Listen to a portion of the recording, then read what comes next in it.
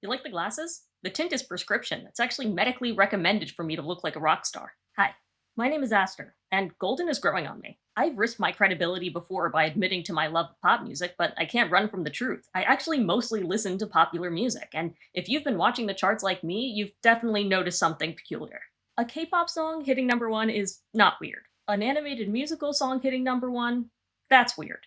Last time it happened, it was Encanto, and to be honest, it was because we were in a dead period for music releases and the charts were desperate. We're seeing that again here with Golden from K-pop Demon Hunters. So my hand is forced, but in a good way. I get to talk about a charting song. Pop songs, as you can imagine, are held to different standards than musical numbers. See, for musical numbers, my fiance has to not want to throw my phone across the room whenever I play them. I mean, they have to serve an overarching narrative. Pop songs are held to the caveat of having to sound tolerable, enjoyable even, to the general public. K-pop Demon Hunters had to go for both. So, did it succeed? Besides the chart thing, I mean, that's pretty obvious. To dig into Golden, we have to tackle it both as a marketable pop song and as a narrative musical number. Let's start with narrative. Spoilers ahead, of course. According to the writers, Golden is meant to be an I want song for the group. While that can work, it's also where the problem starts. All three women are included, sure, but it's Rumi's lead vocals and Rumi's reprise and Rumi's movie. The obvious question then becomes, okay, so why are all three of them singing it? The movie didn't have enough time to flesh out the other two women in the group, Zoe and Mira, so their inclusion feels random. Zoe is supposed to be the lyricist of the group too, so why is the song about Rumi? Not to mention that in the movie, they literally say the song is about all of them. See, Golden is living in a dual identity not just as theater and pop, but also as diegetic and non-diegetic. A song that's diegetic exists in the universe of the story. I don't know why this is the example coming to mind, but in High School Musical, when Sharpay and the other one are auditioning, that's diegetic. They're actually singing in the story and the song playing is being literally heard by the characters. A song that's non-diegetic, which encompasses 99% of musical numbers, is not literally happening in-universe. Golden cannot exist both as Rumi's personal I Want song and also the new single for her girl group, implicitly penned by someone else. Unless you play it smart. What Golden tried to do is shift us in and out of diegesis. Everything up through the first chorus is in-universe, but when it gets to Rumi's bridge, that has to be non-diegetic. In a more pop composer sense, you don't want the emotional momentum of your song to be brought to a screeching halt like this. In a more animated musical sense, these visuals of Rumi revealing the demon patterns on her arm obviously wouldn't be put in the in-universe music video. Maybe these lyrics could have been written for the actual song, they're vague enough, but certainly not the somber production. With all this in mind, can something like Golden work even better? Let's go through the song piece by piece and see what we can discover. I want to start by saying that Golden to me is a perfectly fine pop song, and unlike many modern musical numbers, my fiance doesn't want to rip my phone out of my hand when I play it, so that's a good sign. The production, as in instrumentation and mixing, was done by K-pop producers. With a lot of K-pop songs, though there are many exceptions, you're going to get strongly layered vocals, synth-heavy production, and maybe a bit of funky bass. It's a very palatable sound. I admit I don't listen to it often, but I've appreciated a lot of what I've heard. I'd say my favorite group is Twice. I find the production of their songs very clean, and Golden is closer to their sound than that of, say, Blackpink's. Their latest song doesn't sound like their other stuff, though. I wonder what it was written for. Now, I don't have a huge vocabulary to talk about electronic production, and even if I did, most people wouldn't know what I was talking about, so I'll do my best. First things first, some classical theory. Golden, interestingly, is in 12/8 time, and here's what that means.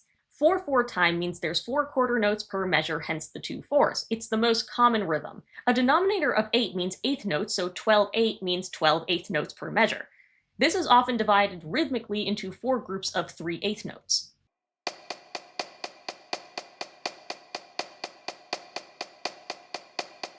This is actually why the intro of Golden feels like it's not stuttering correctly. You know how I said we're supposed to be dealing with 4 groups of 3 eighth notes? Let's do some counting over this intro.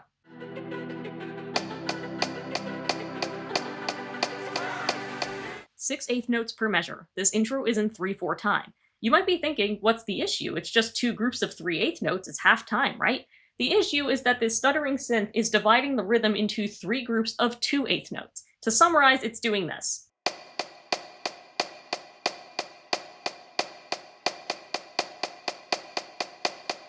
Without any sort of percussiveness to the synth, this probably could have worked, but since the synth does have rhythm, that jarring change from 3/4 to 12/8 is more apparent, especially since it means there's this extra beat before the start of the next measure. That's why it feels like an awkwardly long crescendo with a kick drum to try and mitigate. There's another kick drum after this. It's actually being used to give the singers a cue to the start of the measure. Since the vocals don't start until beat 2, they don't have to worry about predicting beat 1 in an unusual rhythm. I've actually heard this strategy used in other 12/8 pop songs before. SOS by Rihanna does this, and Run Away With Me by Carly Rae Jepsen does this. Golden's lyrics start with a nice utilization of 12/8. I was a ghost, I was alone. If you break the lyric down, you can actually once again see the 4 groups of 3 quarter notes. I was a ghost 2-3, I was alone 2-3. With the bass synth pulsing in the same rhythm, we get a great match between vocals and instrumentals. The next line uses negative space, but you can still hear the groups of 3. The third line follows the same rule, but we run into problems with the fourth.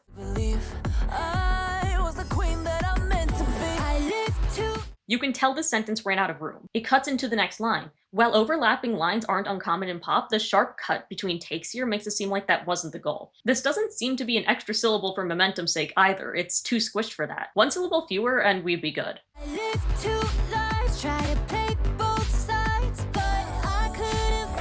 The visuals here show Zoe being pulled between 2 locations, so it's clearly her line.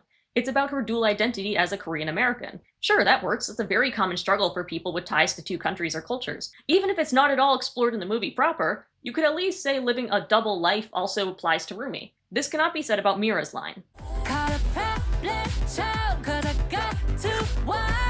We were told, like literally told, early on that Mira was the black sheep of her family. This cannot apply to Rumi, who was, from what we get to see, an extremely complacent child. This line is solely Mira's, so the previous line must be solely Zoe's. This is a problem because, as I said earlier, Mira and Zoe are halfway to being literal who's in their own movie. Since this is a musical theater number, that means you now have lines that are irrelevant to the narrative. It would kind of be like if part of your world had a random cut-in from Flounder about his own problems, and then that never happened again.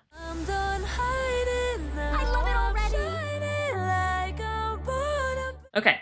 Let's talk hooks. They're called hooks because that's what they do. They hook you. They stick in your head. A rising melodic line building up to the chorus will do that, especially if that motif plays later, which it will.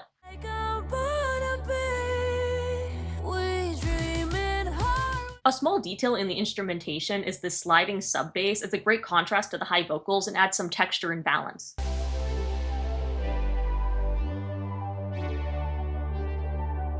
Now, there's this concept I've been toying around with. There are hooks, the repeating parts of a song meant to lodge themselves into your brain, but then there are these moments that function more like a positive slap in the face. I mostly see them right before the chorus, or as a pivotal line that isn't the hook. Here are some examples. I can't help it, I got issues, I can't help it, baby. I'm so obsessed with my own, but I'm not the guy you're taking home. I'm hungry, I need to say.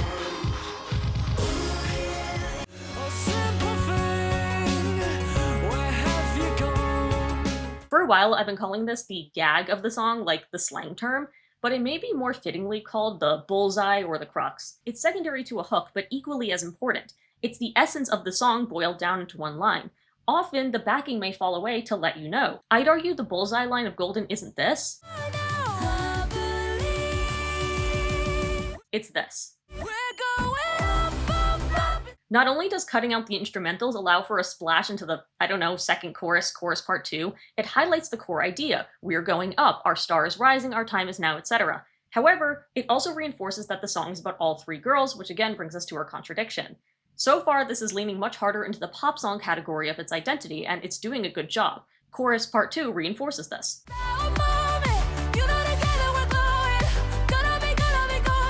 The word choice here is great for pop. They're platitudes, but the quick rhythm of the words is matching really nicely to the 12/8 time. The lyrics are successfully in triplet meter. Look at that. This, to me, is the best part of the song. The layered vocals taking center stage with the rhythmic synth underneath, the strong beat, the optimistic melody, it's all coming together. The main kick snare is a bit loud, but for a Song of the Summer type track like this, that may have been intentional. So far, Golden is doing well. It's not overbearing, it's not too fancy, and even with its missteps, it's clearly working. Now, let's be real. Calling it a musical number at this point is lying. You've all been bamboozled into listening to a pop song. This isn't a bad thing by any means, but the lyrics moving this fast with this much layering means you're really only supposed to be hearing it for the rhythm and vibe, not for the deeper narrative meaning. Pop songs where you're meant to truly hear every word tend to have sparser production. K-pop being aimed at international audiences worries itself far less with deep lyrics and far more with general sonic quality. It's called popular music for a reason. You could be speaking Korean, English, Spanish, Bengali, Uzbek, it really doesn't matter. You just know it sounds good.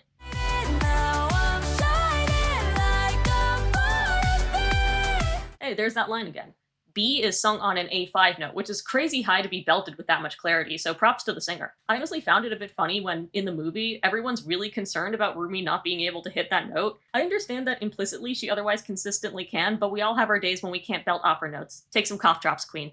That A5 is also on an effective harmony. I checked Theory Tab for this. It's a really cool website that lays out the melodies and chords for you. Sponsor me, please. And that A5 is laid over an inversion or another form of D major.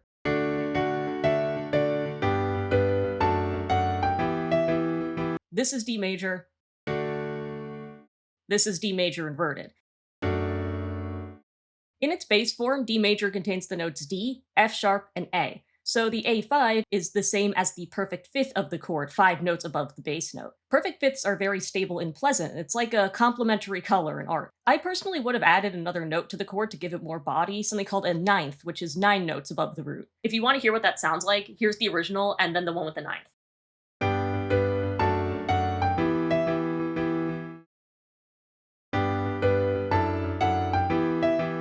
Isn't that cool? Moving on, the next line is this.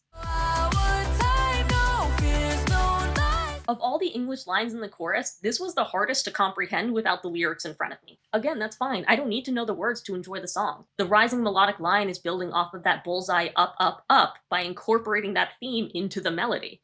You totally understand that this song is meant to be inspirational and optimistic. If it were my song, I don't know if I'd have that big high note twice in the chorus. It's so intense, I'd probably have switched it up to something a little lower, especially since you're repeating Born to Be. It would add variation and keep the second half of the stanza from feeling redundant. Plus, it may have helped out with the jarring transition to the bridge. Waited so long to break these walls down.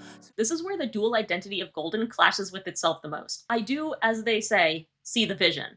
The pop chorus echoes into Rumi's inner thoughts. Plus, it's not like heavily produced synth pop never cuts into a sparse bridge. I mentioned Run Away With Me for a reason. It does this too.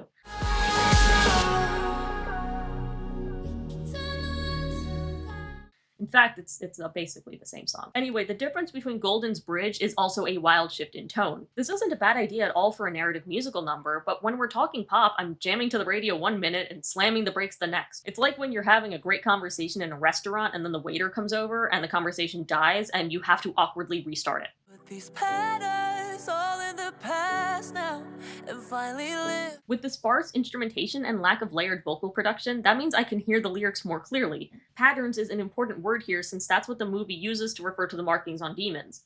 Rumi has them, it's her big secret, etc. With that in mind, I hear this line loud and clear, but I also hear how it makes less sense than it should. What do you mean put the patterns in the past? They're on your body, you can't just leave them behind like a jilted ex. It's notable since patterns isn't usually a word you'd use in this context. When I think of things one leaves in the past, I'm thinking of more abstract concepts like fears or connections. The writers clearly wanted me to hear this line in particular to the point where they crashed the song's instrumentation, and I just don't think it was worth it. And now we have to awkwardly restart. Hiding now. Be shining like I'm born to be. This is all begging the question of diegetic songwriting again.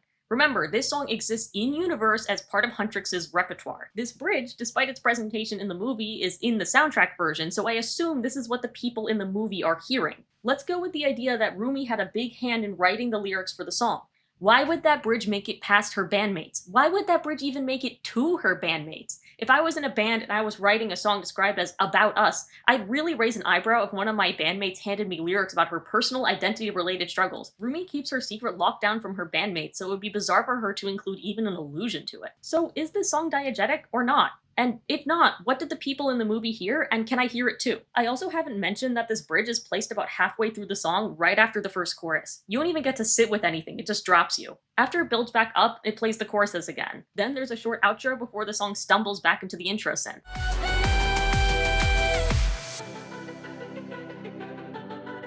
This song is like painfully close to being good. It just couldn't find the right balance it was looking for. It wanted to be inspirational, but with a sense of melancholy underneath. I racked my brain for a while, trying to think of if there were any other hit songs I knew that actually struck this balance melodically, and I hate the answer I came up with. There's a hope that's waiting for you in the dark. You should... Anyone who was cognizant enough in 2017 likely remembers this song. It's called Scars to Your Beautiful by Alessia Cara. I would very much hesitate to say this is a good song in and of itself, like holistically. Its verses are plotting and its title is actual grammatical nonsense, but I listened to it again and it's got a pretty good chorus, just going on sound. And you don't have to change a thing, the world could change its heart.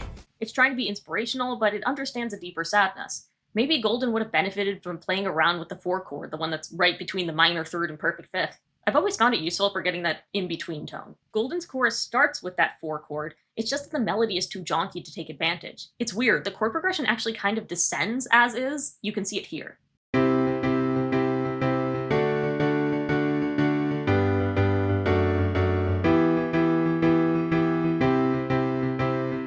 You'd think that contrast may give the chorus the balance it needs, but the melody outweighs it. If you want a song that struck that balance, I'd look at Style by Taylor Swift, especially the second part of the chorus.